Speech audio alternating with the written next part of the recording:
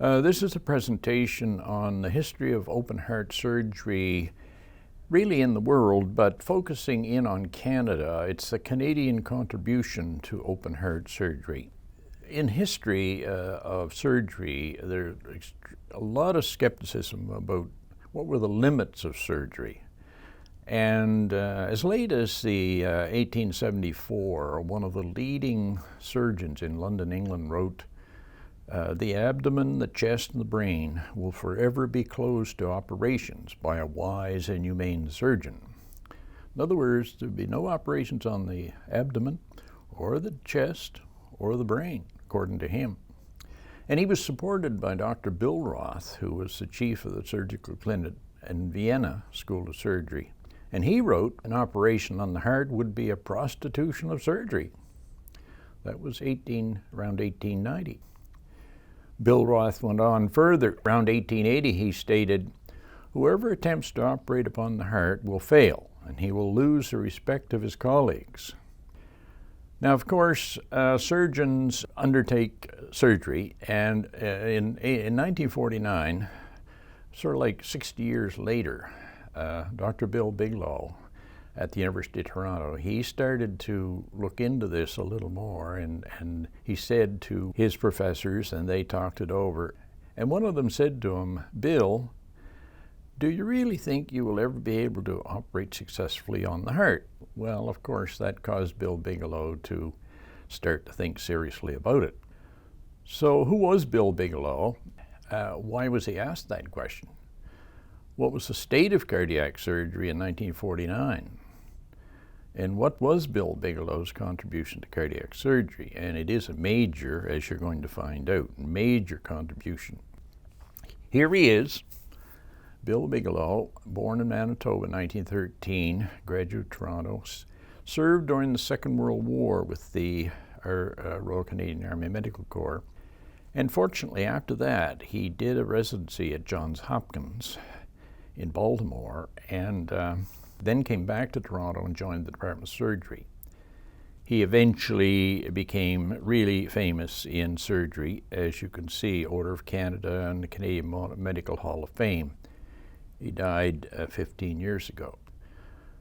So Bigelow's introduction to hypothermia and vascular surgery, he was a surgical resident at the University of Toronto in 1941, and during the course of this, he amputates the fingers of a young man with frostbite, and he begins to study hypothermia and how it affects the circulation of the blood. He was giving strong support by the chief of surgery at the Toronto General Hospital, Dr. William Galley. He then joined the Royal Canadian Army Medical Corps, went to England or France, and during the war, he tried to develop an alternative to amputation of limbs by using hypothermia. That is, placing the limb, the leg, or the arm in a cooling cabinet while the limb's severed major arteries were sutured or repaired. Quite a revolutionary approach. After the war, Dr. Galley arranges for Bill Bigelow to spend a year in the laboratory of Dr. Alfred Blalock in Baltimore. This is now called the birthplace of cardiac surgery. Bill became part of a clinical research team which was proficient in cardiac catheterization, led by Dr. Richard Byng, measuring oxygen saturation in blood and calculating cardiac output, headed up by Dr. Vivian Thomas, and performing the Blalock-Taussig shunt for extending the lives of blue babies. This was, of course, under Dr. Alfred Blalock and Helen Taussig. Now, if you look at the heart, the normal heart on the left, and a heart that has defects in it on the right, these defects are frequently called the tetralogy of Fallot, named after a person by the name of Fallot. Such things as an overriding aorta, a pulmonary stenosis, a thinning of the pulmonary artery, a ventricular septal defect, which is really essentially a hole between the two left ventricle and the right ventricle. And of course, that's a very, very difficult one to deal with because the left ventricle is very high pressure. One part of the tetralogy of Fallot is the right ventricular hypertrophy, which represents a thickening of the right ventricular wall. So these are things that had to be dealt with by surgeons if they could only operate on the heart. There was another one, and that was an atrial septal defect, and that was a hole that was naturally there when the baby was born between the left atrium, which is in red, and the right atrium, which is in blue, and it's circled there with a yellow circle.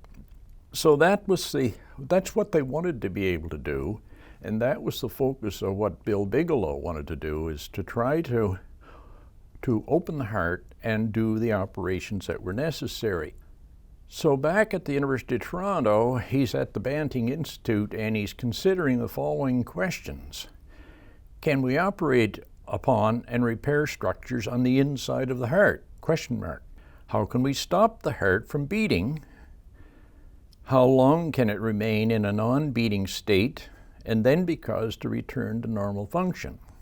How can we restart the heart when it stops beating? Those are very, very difficult questions to try to answer.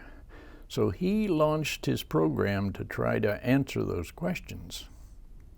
So for the next 3 years, 1947, 1950, he works on hypothermia to study the effects of reducing the temperature of the heart. In other words, putting it into hypothermia.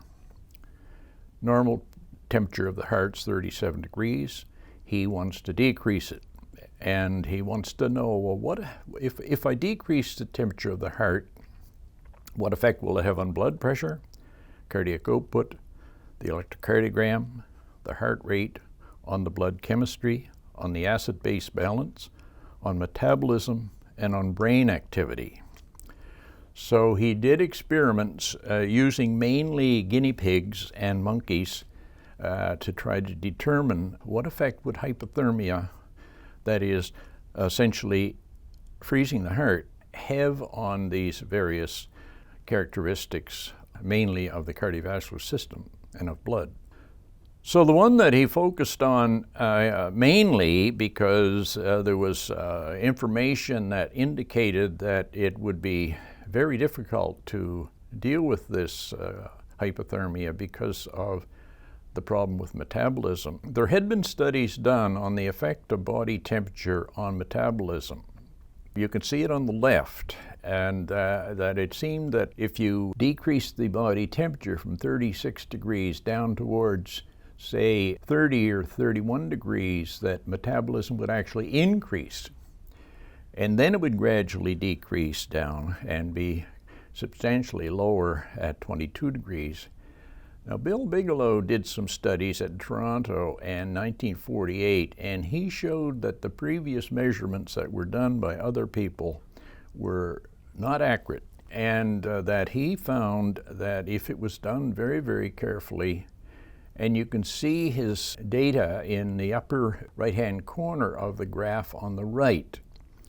And if you look at the graph on the right, then he's showing that as you decrease the body temperature from 38 degrees, which is essentially normal, down to 20, that you'll get a very major change in the metabolism of the body, and including the heart, from 100% down to 20%. So this was very instructive and very important because it meant that it might be possible to use hypothermia to slow the heart down in its function in every way and therefore operate on it. But he also wanted to see, well, what happened to brain waves, that's electroencephalograms, if one did this cooling. And you notice on the left-hand side it shows at 38 degrees there's the electroencephalogram. And as you cool the person down 30 degrees, 25, and 20, the electroencephalogram goes down to almost, let's say, 0. If you then rewarm the patient, which obviously you're eventually going to have to do after any operation, the question was, would the brain activity come back?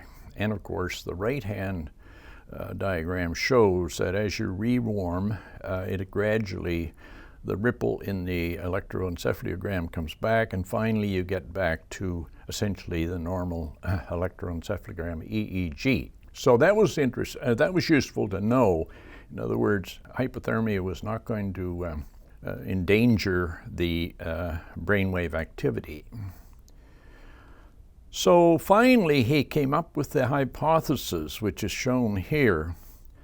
And his hypothesis has three parts. He says, if the heart stops, or if one stops the circulation of the blood throughout the body of an adult animal or human for over 3 to 4 minutes, that patient may die. If he lives, there may be permanent brain damage, and this is presumably due to lack of oxygen. According to our experiments, cooling the body to 30 degrees reduced the oxygen requirement of the body to 50%, and cooling the body to 20 degrees reduced the requirement for oxygen to 20%.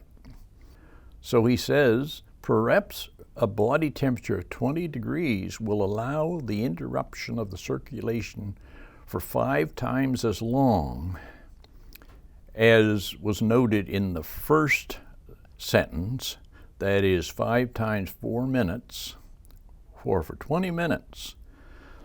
So if we could interrupt the circulation for 20 minutes after reducing the body temperature to 20 degrees, the heart could be opened to allow direct vision of the inside of the heart and therefore surgery on the defects that are on the inside of the heart. So Bill Bigelow became the first person to view the inside of a beating heart in 1950. He did a video of it and presented it at the American Surgical Association meeting in 1950. And there's a photograph of one of his slides on the left. Now, one of the leading cardiovascular surgeons in the world, Henry Swan, some of you may remember or be aware of the fact that he was quite famous in that he came up with what's called the Swan-Ganz catheter, which is very, very much used in surgery today. Dr. Henry Swan was in attendance at that meeting when Bill Bigelow gave his talk. And he immediately, when he returned to his lab, he began to try to confirm that Bill Bigelow's hypothermia procedure was in fact true. And of course he did. Now the other aspect of this, and it was mentioned earlier, is that if you did stop the heart and you did the operation, then the question is, can you get it started again? Or could you get it started again? Well, what Bill Bigelow did was team up with an electrical engineer at the Natural Research Council in Ottawa. His name was Jack Hopps, H-O-P-P-S, and he asked Jack, can I invent an artificial pacemaker which I can use to start the heart after it has been stopped for 20 minutes while I operate? And Jack said, yes, we can create an artificial pacemaker. So later in 1950, Bigelow on the left and Hopps on the right, and Callahan in the middle, who was a colleague of Hopps and Bigelow, they had invented an electrical pacemaker. And you notice the box that's sort of in front of Callahan, the middle chap, and that's the electronics of the pacemaker. You can imagine that, of course, that's 70 years ago, so pacemakers now are as large as sort of a toonie. But in those days, that was the first one, so it was quite large, and it didn't have to actually go inside the patient. It just had to create the proper electrical signal to be able to start the heart beating again. So they now had a way of starting it. So if you take a look at the milestones of pacemakers, there were attempts earlier to try to come up with an external pacemaker. And it was done by a chap named Hyman using a needle electrode, and he was able to pace the heart. But really the important one was the one that came up in 1950, which was external, but it was for continuous clinical use. And it was by Callahan, Hopps, and Bigelow. In 1952, Zoll in the United States, he copied Callahan, Hopps, and Bigelow's pacemaker, and he started using it clinically. He was the first one to use it clinically on patients. And then in 1959, we get the implantable pacemaker. Then in 1975, we have a major change, the battery being now lithium, which is very, very long lasting. When we get to 1982, we really feel that's the modern pacemaker, because it's very, very small, and it's very, very reliable, and it's very, very long lasting. And of course, that's almost 40 years ago, but that's the chronology of the pacing of the pacemaker. Now, the reaction of the surgical world to what Bigelow was doing is interesting to look at. Here is Professor Dougalotti, a surgeon in Italy. He said, without a doubt, one of the most surprising advances in surgical techniques is the use of low body temperature. The first reaction to this was an instinctive feeling of incredulity and even lively opposition on the part of the surgical world, because this new method upset all classical ideas. And as we saw right at the beginning, there were feelings by surgeons in the 1890s that this was an impossibility and should never even be tried. Well, here we are getting close to the opportunity to actually operate on the inside of the heart. So the first open heart operations, the first one actually was done by John Lewis in Minneapolis in 1952. Using hypothermia developed by Bigelow. Turns out that even though Bigelow was at the University of Toronto, they didn't have the facilities and support people that will allow them to proceed as fast as the doctors in Minneapolis or in Denver, who were very, very well supplied with equipment, staff, and facilities. So 2 years before Bill Bigelow was able to repair an atrial septal defect, the hole between the two atria, it was done by John Lewis using Bill Bigelow's method. And also Henry Swan in Denver was able to repair a pulmonary valve in 1953. The other aspect of this, of course, that should be brought up is the fact that once you stop the heart using hypothermia, obviously the rest of the body, which has to receive oxygen all the time that the heart stopped, has to receive blood. So there has to be a continuous flow of blood, and now that the heart is stopped, there has to be an artificial heart. And this is part of a heart-lung machine. And this was developed by John Gibbon in Philadelphia in 1953. And also almost identically, as far as time is concerned, by Clarence Crawford in Sweden. And they used it along with hypothermia to repair the atrial septal defect. We do have then hypothermia being used starting in the 1950s. So we've got consecutive series of operations from 53 to 60 by a number of people at the University of Toronto Sick Kids Hospital and at the Toronto General on adults by Bigelow and also by Henry Swan. And the mortality rate on the right, you'll see, is reasonably low, 2% up to 10%. And remember, we're just in the infancy of open heart surgery, so those figures are not unreasonable. And you can imagine that when you're operating on a heart in the early years, it's not the easiest thing to do. So it's gradual development of expertise and knowledge and procedures. Well, now we come to Nova Scotia, and it turns out that in Nova Scotia, we did have an operation on the heart in 1958. However, it was an operation that was done on an artery outside of the heart. They didn't stop the heart, they didn't operate on the heart, They operated on an artery that was actually outside of the heart. But that was the first operation related to the heart. The first operation where they actually stopped the heart and opened it and did the operation of an atrial septal defect was in November of 1964 at the Children's Hospital. It was a major team got together, 3 surgeons, 1 cardiologist, an anesthetist, 5 nurses, 2 pump technicians, and 2 other monitoring technicians. So quite a team got together at the Children's Hospital and did the first operation of open heart surgery in Nova Scotia. Now it's important to say something about these 3 surgeons.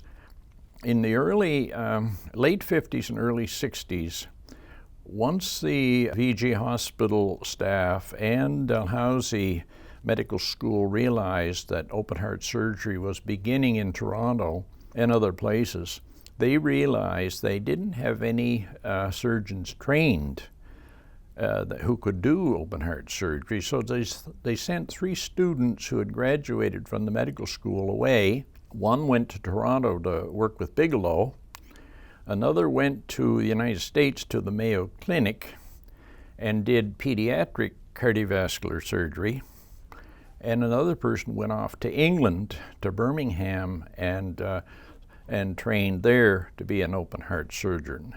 And they came back and got together in 1964. Well, they actually got together before that because it took quite a while to get the system working so that, in fact, they could do this surgery. They had to bring over a pump technician from England, and he became a resident of Halifax, and he was the chief pump technician. His name was Alan Smith, and he allowed them, because of the complications of trying to do open heart surgery and run a heart-lung pump, he enabled them to be able to do the surgery, and they did.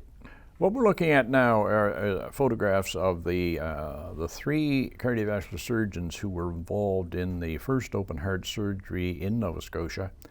And I'd just like to introduce them. Up in the upper left is Dr. Ellie Gillis. And then on the top as well is Dr. Jerry Dolan. And in the lower right is Ed Kinley.